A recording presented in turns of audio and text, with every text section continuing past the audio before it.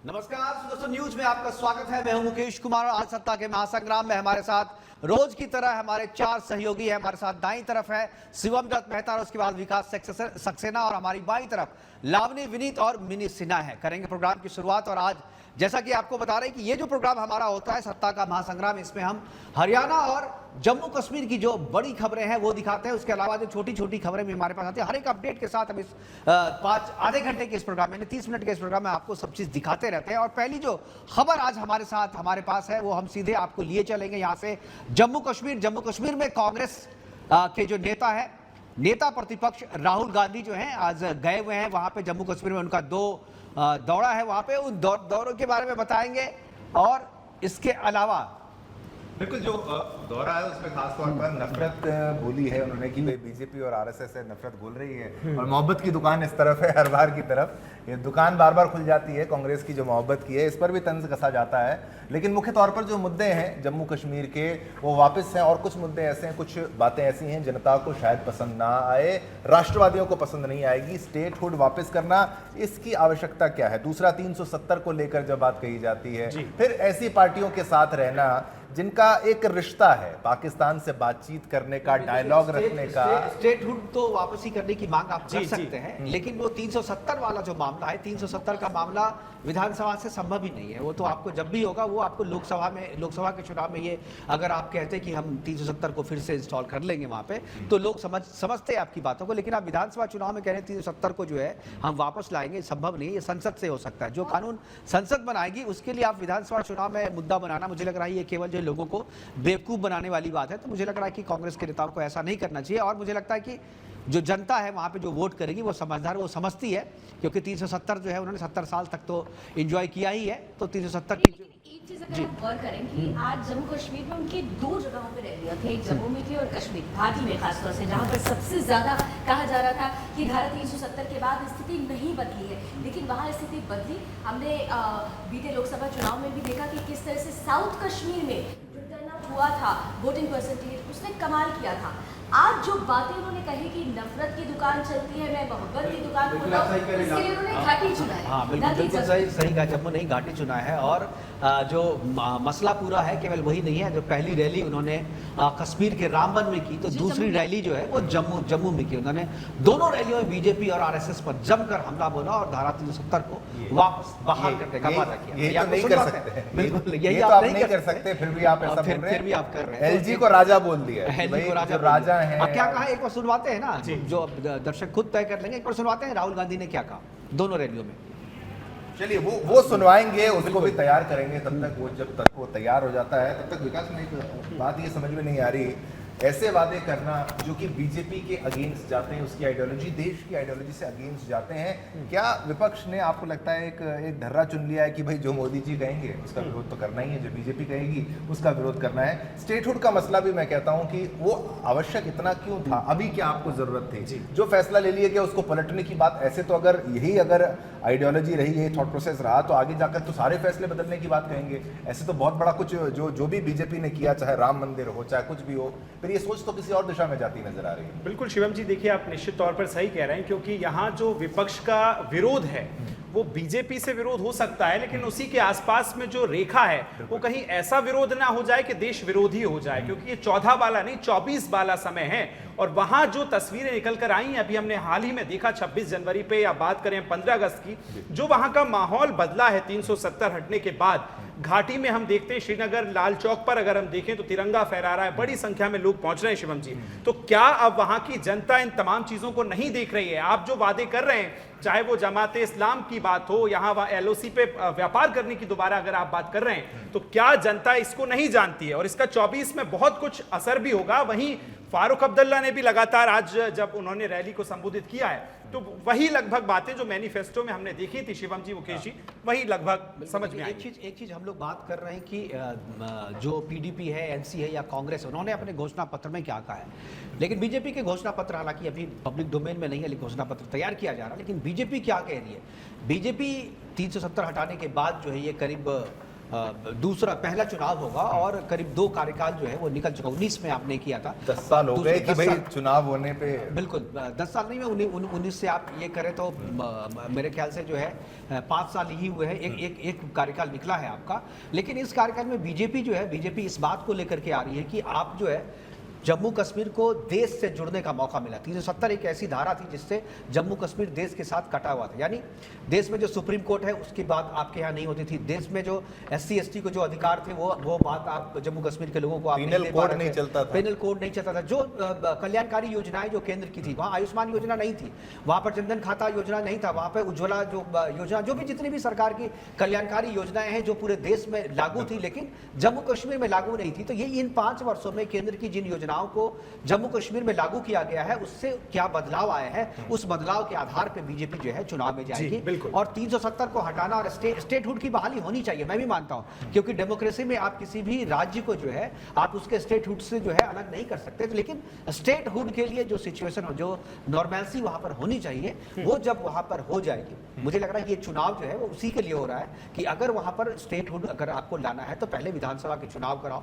विधानसभा चुनाव के बाद जो भी सरकार वहां पर बनेगी वो सरकार सक्षम होगी नहीं होगी, उन सरकार में लोग कैसे होंगे, उसके आधार पर तय किया जाएगा कि वहां पर स्टेटहुड, क्योंकि देखिए बॉर्डर स्टेट है, बॉर्डर स्टेट में आप कुछ भी वो फैसला वहां के लोगों के सेंटिमेंट के आधार पर नहीं ले सकते, आपको देश की सुरक्षा का हित ध्यान जो है वो रखना पड़ेगा। एक प्रतिक्रिया भी सुना देते हैं, राहुल गांधी ने क्या कुछ कहा, अब हमारे पास वो रिएक्शन तैयार है, जरा वो सुना दें। देखा होगा कि पूरे देश में बीजेपी के लोग, आरएसएस के लोग नफरत फैला रहे हैं, हिंसा फैला रहे हैं, डर फैला रहे हैं।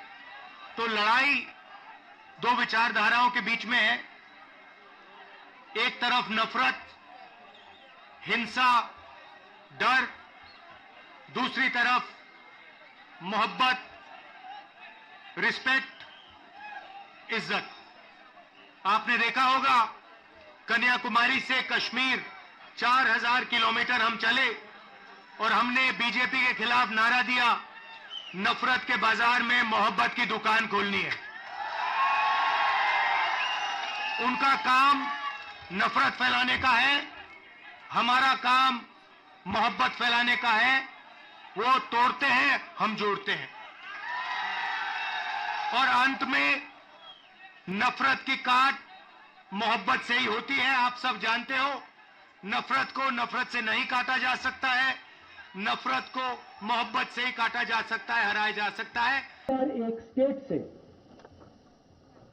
उनका अधिकार छीना गया है और हमारा कर्तव्य बनता है, हमारी जिम्मेदारी बनती है, सिर्फ कांग्रेस पार्टी और नेशनल कॉन्फ्रेंस की नहीं, सिर्फ इंडिया गठबंधन के लोगों को नहीं, मगर हिंदुस्तान के हर नागरिक की जिम्मेदारी है कि जम्मू कश्मीर को स्टेटहुड वापस दिया जाए। और मैं आपको यहां बताने आया हूं कि बीजेपी कुछ भी कह ले, आरएसएस कुछ भी कह ले, हम जम्मू कश्मीर के लोगों को उनका स्टेटहुड वापस देने जा रहे हैं।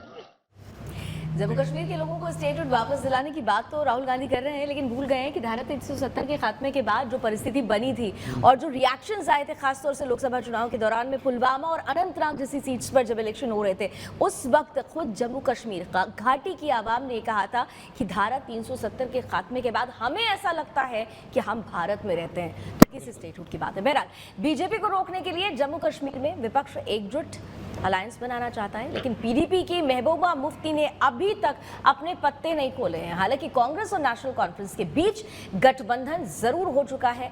नेशनल कॉन्फ्रेंस ये दावा कर रहा है कि अब की बार उनकी पार्टी 40 का आंकड़ा पार कर लेगी। पिछली बार जब कश्मीर में विधानसभा चुनाव हुए थे तब हालात बिल्कुल अलग थे, आज हालात अलग हैं।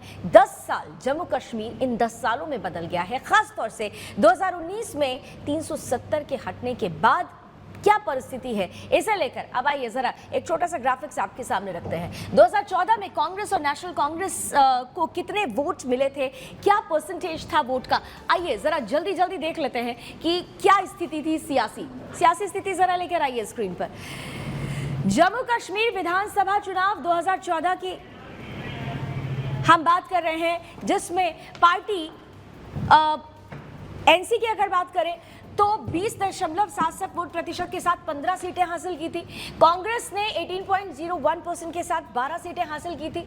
इसके साथ ही साथ देखिए जो स्थिति 2014 की थी उसका जिक्र हम कर रहे हैं कि कांग्रेस और नेशनल कॉन्फ्रेंस ने किस तरीके से ये 12 और 15 की सीटें जीती हुई थी। लेकिन यहाँ पर एक चीज़ बहुत देखने वाली खास है, और मुकेश जी मेरा इस ग्राफिक्स पर ही, इस आंकड़े पर ही आपसे सवाल होगा कि आप देखिए कि 2014 में ये जो कांग्रेस का चाहे 18% हो या एनसी का 20% के आसपास का जो ये वोट शेयर था, 21% कह सकते हैं लगभग।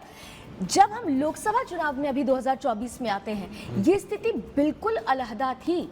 ये पसंद 2024 के लोकसभा चुनाव में नहीं थी, जिसका जिक्र बार बार किया जा रहा है पॉलिटिकल पार्टीज के माध्यम से। देखिए इस बार जो 2024 के जो चुनाव हुए लोकसभा चुनाव में बीजेपी को भी कोई बहुत बड़ी सफलता जो वहाँ पे घाटी से पहले भी नहीं मिलती थी, इस बार भी नहीं मिली वहाँ पे। लेकिन इस बार जो असल जो टेस्ट है जो विधानसभा में, वो ये है कि जिस तरीके से लोग आतंकियों को चुन करके भेजे हैं वहाँ से। राशिद इंजीनियर की बात करें हम, राशिद इंजीनियर को चुन करके लोगों ने भेजा है वहाँ से, जो कि अभी तिहाड़ जेल में दिल्ली में बन रहा है। तो अब लोगों को ये देखिए, अब बिल्कुल एक क्लियर डिमार्केशन जो है लोकसभा चुनाव के दौरान जो है जनता ने वहाँ पर दे दिया है। तो अब बीजेपी के लिए चुनाव आसान है वहाँ पे। अब जो लाइन खींचना चाहती थी बीजेपी, वो लाइन वहाँ पे है, खासतौर में घाटी पे। जम्मू में उनको खासा समर्थन मिल रहा है, जम्मू से ही सीटें बीजेपी को मिलती थी। बीजेपी के लिए चुनौती घाटी में है, कश्मीर में है, और मुझे लग रहा है कि इस बार कश्मीर में पहली बार, देखिए 2014 से लेकर के अब तक पिछले चुनाव में एक केवल मुस्लिम कैंडिडेट थे बीजेपी के पास, तो उन्होंने केरला से उतारा था। लेकिन इस बार जो लिस्ट जारी हुई है कश्मीर से, चौथी लिस्ट जारी हुई है, उसमें 19 उम्मीदवार जो उन्होंने मुस्लिम उम्मीदवार दिए हैं। ये सारे के सारे जो हैं उन्होंने घाटी से दिए हैं। तो इस बार जो है बीजेपी ने भी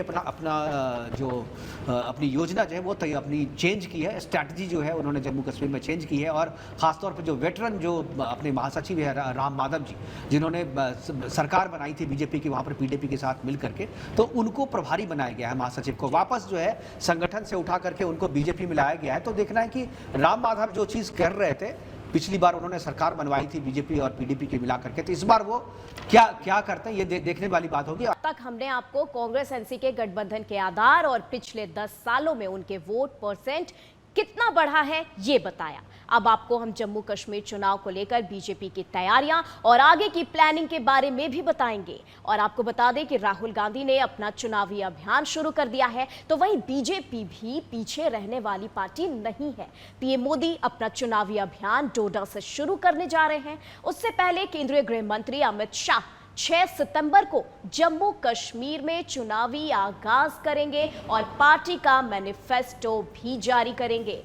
और आपको बता दें, आप देख सकते हैं जारी करेंगे। आपको बता दें 8 सितंबर को डोडा में पीएम मोदी की रैली होने जा रही है। बीजेपी का चुनावी अभियान क्या है ये आपको बता रहे हैं।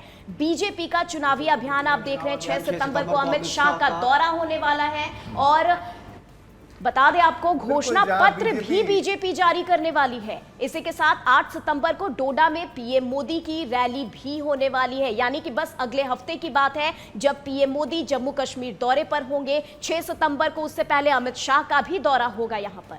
बिल्कुल ये अब देखिए चुनावी आगाज तो हो गया है, लेकिन हम जो बात कर रहे थे उस पर भी वापस आते हैं कि एक पीडीपी की बात करते हैं। हम ग्राफिक्स तो दिखा रहे हैं, ग्राफिक्स समझ गई जनता, लेकिन मेन बात है कि मैं कहूँगा कि पीडीपी की बात है कि पीडीपी खुद को किंग मेकर बता रही है। मैं वो मुफ्ती अभी भी महबूबा मुफ्ती जो है वो इस बात से बाहर नहीं आई हैं कि उनको लगता है। इसका मतलब साथ में ये भी है शिवम कि अगर हम किंग मेकर किसी पार्टी को बता रहे हैं, इट मींस कि किसी पार्टी को अपने बूते जो है सरकार बनाने वाले नंबर्स नहीं आ रहे हैं। और ये सभी पार्टी जो है इसके बारे में बिल्कुल आश्वस्त है कि किसी के पास सरकार बनाने वाले नंबर, मैजिक नंबर जो है वो नहीं आ रहा। जहां बीजेपी चुनाव घोषणा पत्र जारी करने वाली है, तो वहीं उसके संभावित स्टार प्रचारकों की लिस्ट भी सामने आ गई है।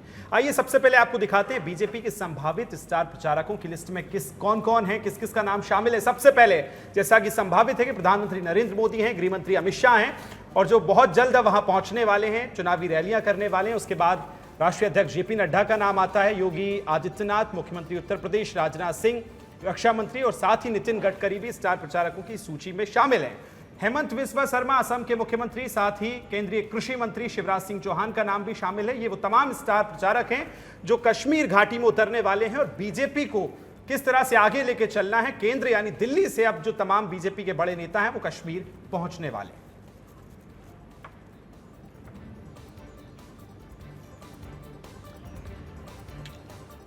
चलिए, जम्मू कश्मीर की तो बात कर ली और सारे समीकरण भी आपको समझाए, स्टार प्रचारकों के बारे में भी आपको बताया गया, विकास ने समझाया कौन हो सकता है। कुछ बातें जाहिर है, लाजमी है, वो होनी है, कौन है मेन स्टार प्रचारक। लेकिन हरियाणा में भी जो चुनाव है वो काफ़ी पेचीदा है, काफ़ी मुश्किलें हैं। कोई ये नहीं दावा कर सकता कि हमारे जो है बहुमत आएगी, हम ही जीतेंगे। हरियाणा विधानसभा चुनाव को लेकर बीजेपी और कांग्रेस दोनों की लिस्ट पर पेंच फंसा हुआ है। बीजेपी की लिस्ट को लेकर अंतिम सहमति नहीं बन पा रही है। इसी बीच सीएम नायब सिंह सैनी के सारे कार्यक्रम रद्द कर दिए गए हैं, उन्हें दिल्ली बुला लिया गया। कुछ तो हो रहा है। सीईसी की बैठक के बाद खबरें ये भी हैं कि बीजेपी अपनी बड़ी लिस्ट जारी कर सकती है जिसमें 60 से 70 प्रत्याशी हो सकते हैं। ऐसे में उम्मीदवार भी हरियाणा से दिल्ली की दौड़ लगा रहे हैं, लेकिन लिस्ट अब केंद्र के हाथ में ही है। आइए देखिए, ये जो ग्राफिक्स के माध्यम से भी समझिए क्या कुछ हो रहा है। जंबो लिस्ट में 60 से 70 प्रत्याशी होंगे और सूत्र ये भी कह रहे हैं कि शायद कल तक ये लिस्ट आ जाएगी। प्रेस के हवाले से ये बाहर आ सकती है, लेकिन अब भीतर घाती और पार्टी लाइन से हटने वाले नेताओं की छुट्टी होगी। आज आएगी क्या बीजेपी की लिस्ट, कंफर्म नहीं है। आज और कल में आना चाहिए। अब की बार नए चेहरों पर पार्टी लगाएगी दांव, ये भी सामने आ रही है बात। मौजूदा विधायकों की सीट भी चेंज हो सकती है, तो टिकट कट सकता है। हर किसी को मौका मिले ऐसा नहीं है, जो पहले आया था। कई बड़े नेताओं की परफॉर्मेंस रिव्यू की जा रही है, फूंक फूंक कर कदम रख रही है बीजेपी। कोई भी रिस्क नहीं लेना चाह रही। बीजेपी अपनी जंबो लिस्ट लाने की तैयारी में है। तो एक तरफ बीजेपी, एक तरफ कांग्रेस, दोनों ने ही शायद एक तरीके से लिस्ट केवल जंबो लिस्ट की ही बात नहीं है जो बीजेपी यहाँ कर रही है, क्योंकि 10 साल से अगर शासन में होते हैं तो एंटी इनकम्बेंसी जो है वो चीज़ लाजमी है। हर एक सरकार के खिलाफ 10 साल आप अगर हैं सत्ता में तो एंटी इनकम्बेंसी रहेगी। इसीलिए जो मौजूदा विधायक हैं उनके टिकट कटेंगे, बहुत सारे नए चेहरे आएंगे और जब नए चेहरे आएंगे तो पुराने चेहरों की तरफ से विरोध जो है वो होता है और हर एक चीज़ इसी को टैकल करना होता है हर एक पार्टियों को। मुझे लग रहा है कि हरियाणा में ये दिक्कत हो रही है और इसीलिए जो है केंद्र ने राज्य सरकार से पूरी जिम्मेदारी जो है उनसे सजेशन जो है वो मांग लिया गया है और केंद्र ने अपने हाथ में सीईसी जो है सीएससी फैसला करती है। अक्सर जो नियम है, जो पार्टी में टिकट देने का जो नियम है 3 स्तर पे होता है कि 3 नाम जो है लास्ट में आता है। प्रखंड से आकर के जिला में, जिला से आकर के राज्य में, राज्य से आने के बाद जो है सीएससी में जाती है और सीएससी में एक नाम जो है वो फाइनल करती है। तो मुझे लग रहा है एक नाम फाइनल करने के लिए जो 3 नाम आते हैं वहाँ तक नाम पहुँच गए, लेकिन जो 3 नाम हैं वो तीनों की दौड़ अगर दिल्ली तक हो रही है तो डेफिनेटली ये जो लिस्ट जारी होगी शिवम, मुझे लगता है उसके बाद काफ़ी माथा पच्ची होगी और उसके बाद चुनौती पार्टी के पास ये होगी कि जो विरोधी हैं उनको शांत कैसे किया जाए। जी बिल्कुल बिल्कुल। तो हरियाणा की लिस्ट को लेकर अभी माथापच्ची जारी है, लिस्ट एक्सपेक्टेड है, लेकिन इन सब के बीच हरियाणा में कांग्रेस और बीजेपी किसी ने भी अपने उम्मीदवारों की लिस्ट जारी नहीं की है। क्लैरिटी अभी तक नहीं है, लेकिन उससे पहले स्क्रीन पे लावनी मुझे लग रहा है कि विनेश फोगाट से और बजरंग पुनिया से, बिल्कुल वो फोटो सामने आई जिसमें राजनीतिक समीकरण तलाशने का प्रयास हो रहा है। इस फोटो में राहुल के साथ बजरंग पुनिया और विनेश फोगाट को देखा जा रहा है। इससे पहले भी इन दोनों लोगों को कई विरोध प्रदर्शन में देखा गया, लेकिन कांग्रेस ने ये दोनों कांग्रेस के प्रत्याशी लिस्ट में शामिल हो सकते हैं। बिल्कुल ये दोनों तो लिस्ट है और जो इस लिस्ट से और इस फोटो से राहुल गांधी ने साफ किया है कि हरियाणा में जो खिलाड़ियों का जो मुद्दा है वो भी चुनाव का मुद्दा रहेगा। और ये जो दोनों खिलाड़ी जो अभी दिखे राहुल गांधी के साथ बजरंग पुनिया और विनेश फोगाट, इन दोनों को हो सकता है कांग्रेस टिकट दे और इनको अपने पार्टी की तरफ से दूर रहना चाहिए। और इसी बात पे देखिए अब खिलाड़ी केवल खिलाड़ी नहीं रहे, वो राजनीति के खिलाड़ी हो गए। इसलिए मुझे लगता है कि चुनाव में उतरने का अधिकार सबको है। अब देखना है कि जनता को तय करना है कि वो साथ देती है कि नहीं। फिलहाल अभी सब सत्ता के महासंग्राम में आज के लिए इतना ही, लेकिन कल 5 बजे फिर हम आएंगे हरियाणा और जम्मू कश्मीर की सभी छोटी बड़ी खबरों के साथ। तब तक के लिए दीजिए इजाजत। नमस्कार, जय हिंद।